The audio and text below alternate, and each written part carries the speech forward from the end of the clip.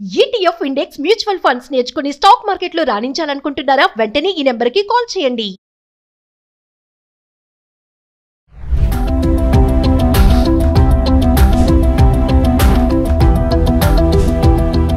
నమస్తే, welcome back to Suman TV. Present మనతో పాటు ఉన్నారు ఎడ్యుకేషనల్ కన్సల్టెంట్ దుర్గశ్రీ గారు. మేడంతో మాట్లాడదాం.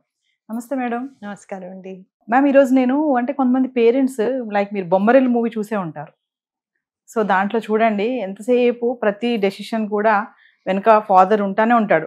చేయమంటారు, తనకంటే ముందే వెళ్ళి అది చేసేసి నేను చేసేస్తానని చెప్తారు. అంటే కొంతమంది పేరెంట్స్ అంటే పిల్లల్ని స్వతంత్రంగా నిర్ణయాలు తీసుకోనివ్వరు, ప్రతిదానికి వెనకాలే ఉంటారు. సో క్రమేపా ఏమైపోతుందంటే వాళ్ళు ఫ్రీగా ఏ పనులు చేయలేరు అనమాట. అంటే డిపెండెంట్ అయిపోతూ ఉంటారు.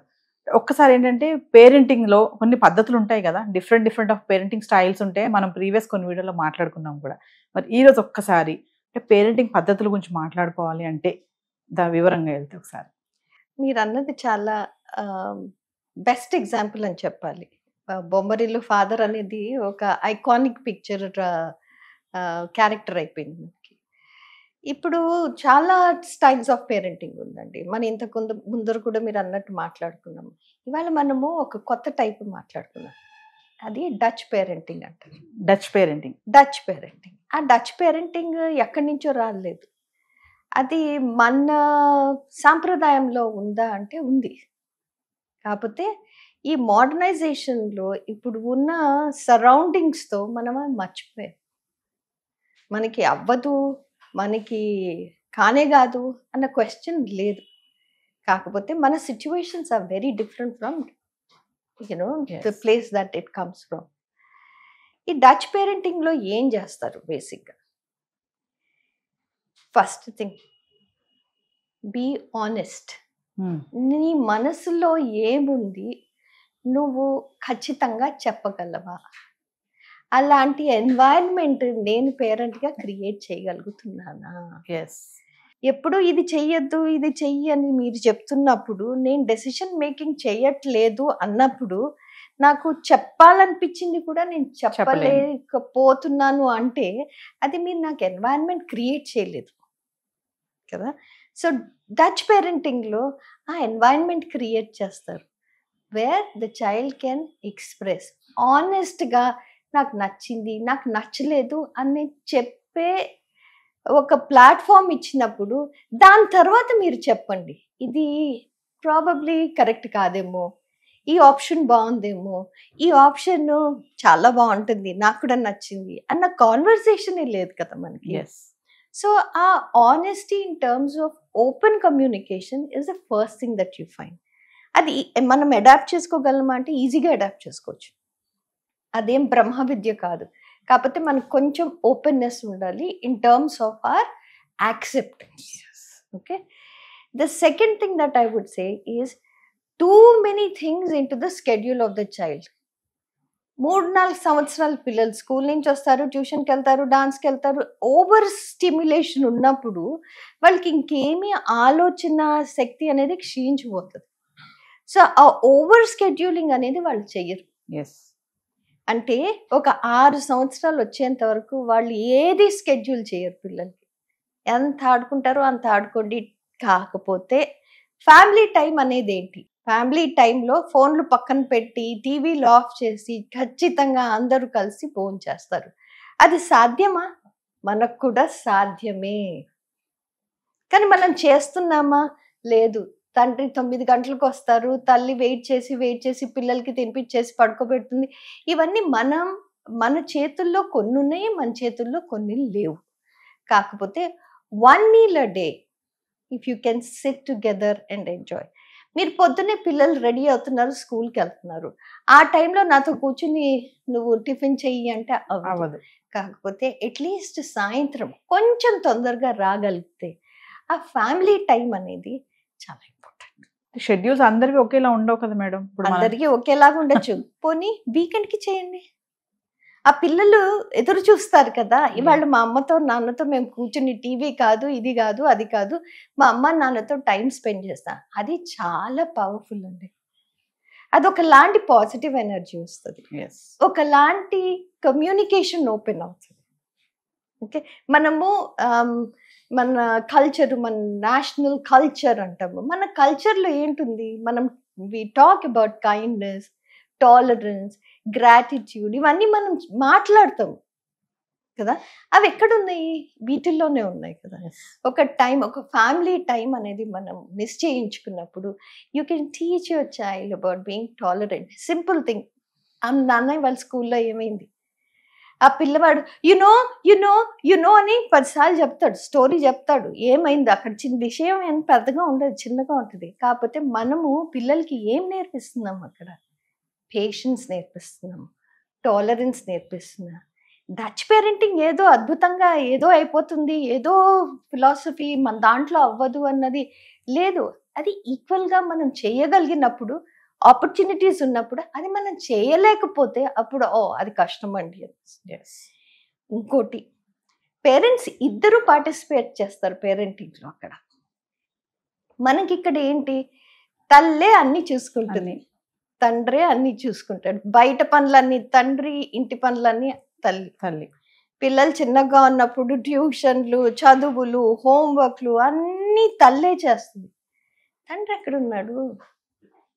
ఏమన్నా సరే అమ్మ పెన్సిల్ కావాలి అని అడుగుతారు, కానీ నాన్న పెన్సిల్ కావాలి అని అడగట్లేదు పిల్లోడు అని అనుకోండి.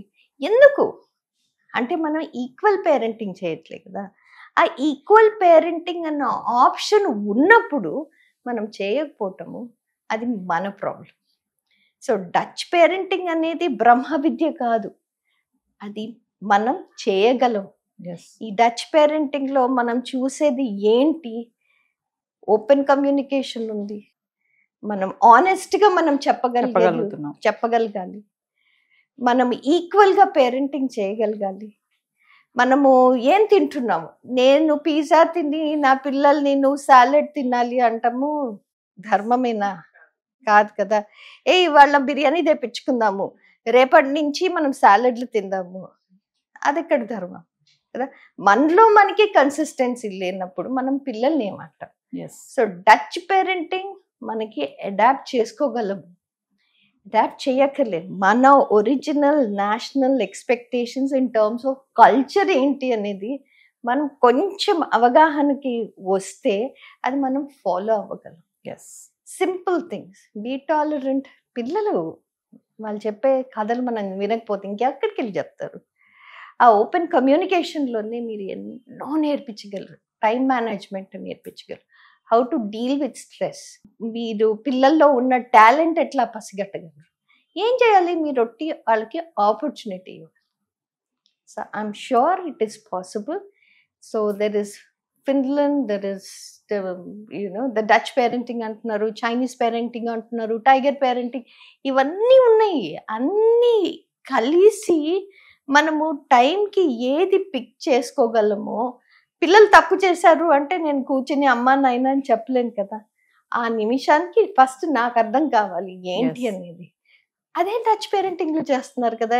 హార్ట్ హూట్ అని అరవకుండాను మెల్లింగా ఏంటయింది, ఒక కరెక్ట్ రాంగ్ అనేది ఏంటి ఫస్ట్ నాకు అర్థమైతేనే కదా నేను పిల్లలకి చెప్పేది. So Dutch parenting is nothing, it is possible with our Indian culture. And I request parents to think. నేను ఎప్పుడు ఒక్కటే చెప్తాను, ఒక్క అడుగు వెనక్కి తీసుకోండి, ఒక్క నిమిషం ఆలోచించండి, ఇది కరెక్టా అని మీకు అనిపిస్తే అప్పుడు as a parent you take the leap. కొంతమంది పేరెంట్స్ అనుకుంటారు మేడం, ఇప్పుడు మీరు అన్నారు వీకెండ్ ఉంటుంది కదా, డైలీ అంటే కుదరదు, వీక్ డేస్లో సండే దొరుకుతుంది కదా అనేసి. కానీ కొంతమంది పేరెంట్స్ ఉన్నారు ఏంటంటే సండే అనేటప్పటికి ఇట్స్ ఎ రెస్ట్ టైం, వారం అంతా పని చేసి ఉన్నాము, నేను పడుకోవాలి, నేను రెస్ట్ తీసుకోవాలి. ఇంకా మదర్ అంటారా, మదర్ కూడా ఏ పనులు ఉన్నాయి, నేను పనులు చేసుకోవాలి అని మదరు. ఇంకా పిల్లలు అంటారా, మాకు సండే దొరికింది కాబట్టి మేము బయటకు వెళ్దామని. కొంతమంది మీరు అన్నట్టుగానే అందరూ కలిసి కూర్చొని సండే రోజైనా మీరు కూర్చొని అందరూ మాట్లాడుకోవాలి, చేసుకోవాలనే ఫ్యామిలీస్ కొంత తక్కువ ఉన్నాయి. కొన్ని ఫ్యామిలీస్ ఇలా చెప్తాయి, సండే అనేది రెస్ట్ టైం, ఈ రోజు కూడా మన అందరం కలిసి ఎక్కడ అవుతుంది, ఎవరి పనులు వాళ్ళు బిజీ అనే పేరెంట్స్ కూడా ఉన్నారు కదా. వాళ్ళు కూడా ఉన్నారండి. అదే నా రిక్వెస్ట్ ఏంటంటే, ఈక్వల్ పేరెంటింగ్ ఉన్నప్పుడు అందరికీ రెస్ట్ దొరుకుతుంది. తల్లే బట్టలు ఉతకక్కర్లేదు, ఆయనింగ్ చేయక్కర్లేదు, సరుకులు తీసుకురాక్కర్లేదు, అవన్నీ చేయక్కర్లేదు. తండ్రి నేను వారం అంతా కష్టపడ్డాను, నేను రెస్ట్ తీసుకుని, ఏం తల్లికి రెస్ట్ అక్కర్లేదా? సండే ఒక రోజు అందరు ఇంట్లో ఉన్నారు, నాన్ వెజ్ తీసుకొస్తారు, అమ్మ వండి వండి వండి ఆవిడ రెస్పోతారు, నేను పడుకుంటాను కొంచెంసేపు అని ఆవిడ రెస్ట్ తీసుకుంటారు. ఇంతకీ మనం సాధించింది ఏంటి? ఈక్వల్ పేరెంటింగ్ ఉంటేనే కదా. ఇది అందరి రెస్పాన్సిబిలిటీ. పిల్లల్ని కనీసము వాళ్ళు పెరిగిపోతారంటే అవ్వదు కదా. మనం ఎలా పెంచాము అనేది. మన్ని చూస్తే పిల్లలు కూడా అంటారు కదా, అమ్మ సండే రెస్ట్ డే, నేను ఎక్కడికి రాను, నేను ఏం చెయ్యను. మనం ఎక్కడి నుంచి నేర్చుకున్నారు? వాళ్ళు మన్ని చూసే నేర్చుకున్నారు కదా. మనం ఏం చెప్తేనే వాళ్ళు నేర్చుకున్నారు కదా. మన్ని చూసి మన ఇమిటేట్ చేస్తూనే పెరిగారు. సో మీరు ఎలా ప్లాన్ చేసుకుని డిన్నర్కి వెళ్ళాలి అనుకున్నారు అనుకో, ఓకే, ఆ డిన్నర్కి వెళ్ళండి. ఒక్కసారి ఒక్క మీలు ఒక 2 గంటలు ఫ్యామిలీ అంతా ఉంది, ఆ ఫోన్ పక్కన పెట్టండి. అది సాధ్యమా? చాలా కష్టం. అది మనం చేయలేనప్పుడు ఫోన్ పక్కన పెట్టి, ఇప్పుడు మన ఇద్దరు మాట్లాడుతున్నాం, ఏం ఫోన్ పక్కన పెట్టలేదా మనం? సాధ్యం అవుతుంది కదా. ఒక 15 నిమిషాలు ఆ ఫోన్లో వచ్చే మెసేజ్లు మనం చూడకపోతే ఏమి కొంపలు మునిగిపో. ఏదన్నా ఎమర్జెన్సీ అంటే వాళ్ళు కాల్ చేస్తారండి నీకు కదా, మెసేజ్లో వాళ్ళు ఊరుకోరు కదా, కాల్ చేస్తారు కదా, వెయిట్ చేయండి. నథింగ్ ఈజ్ ఫాలోయింగ్ డౌన్ కదా. So it is possible.